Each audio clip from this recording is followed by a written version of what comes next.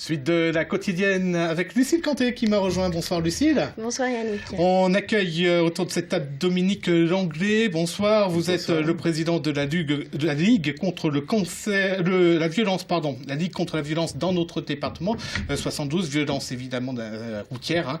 On va revenir sur bien ces 3 derniers jours avec le mauvais temps, le mauvais climat. Il y a eu 39 morts rien que pour la journée de vendredi. 39 accidents en Sarthe pour la journée de vendredi. 39 accidents. Alors, c'est peut-être bête, mais encore faut-il rappeler les conseils de sécurité. Tout simple, en cas de neige et de verglas.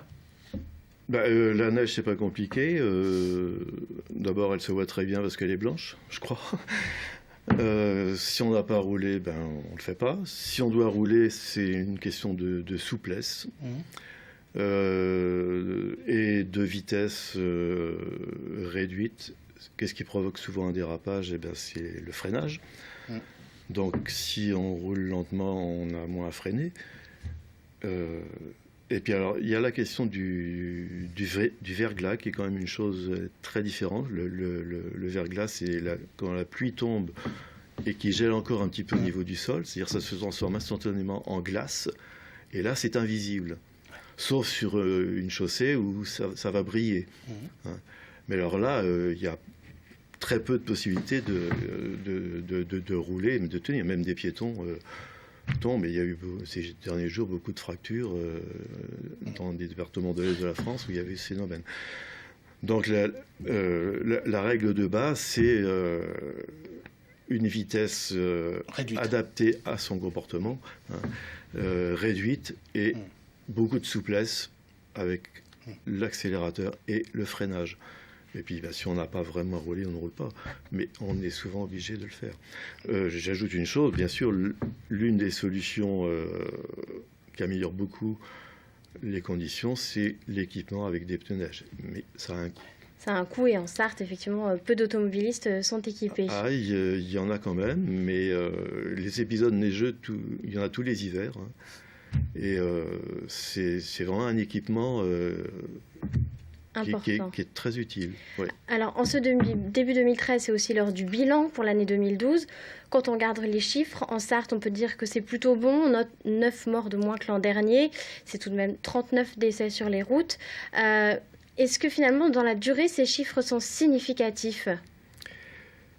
Ils sont significatifs d'une chose, j'avais employé l'expression, au niveau du nombre de morts, c'est ce que j'appelle le yo-yo stagnant.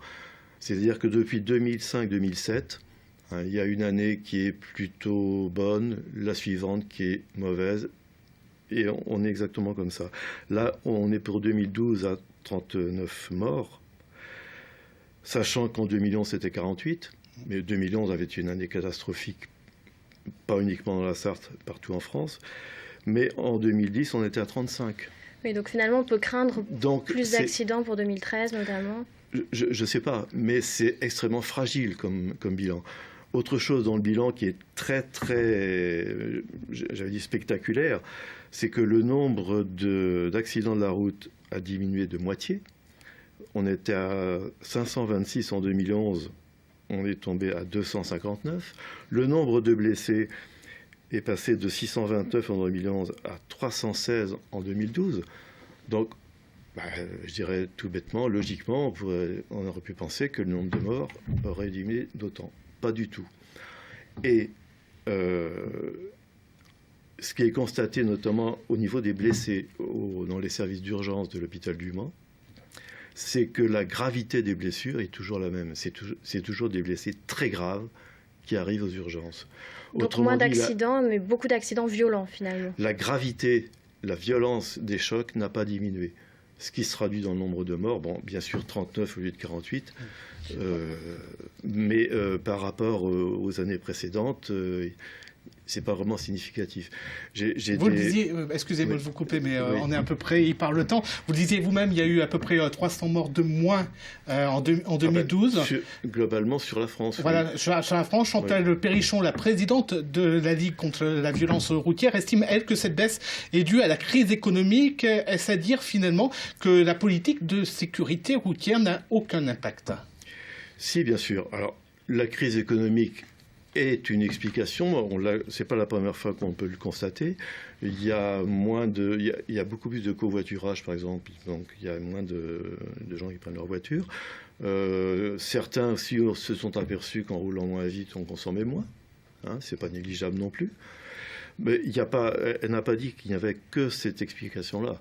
La présence des radars, hein, elle est toujours là et elle est toujours efficace. On sait très bien qu'entre 2002 et 2007, ce qui a joué beaucoup, c'est les radars sur les petits excès de vitesse, justement.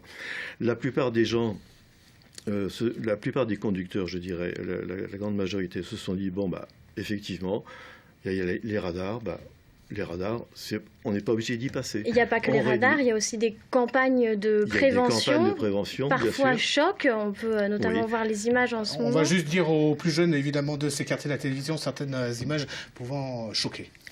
Oui. Est-ce qu'on a besoin comme ça de choquer finalement pour notamment la population 18-25 ans, la plus touchée par les accidents? Est-ce qu'on a besoin de choquer pour faire réagir et diminuer ces accidents? C'est un débat. Il y a du pour, il y a du contre. Votre opinion? Je pense que des campagnes choc peuvent avoir un impact. Je ne suis pas du tout convaincu que, disons, les gens qui auraient besoin d'être convaincus qu'il faut lever le pied, ce n'est pas les campagnes choc qui vont les toucher. Dominique Langlais, merci d'être venu sur ce plateau.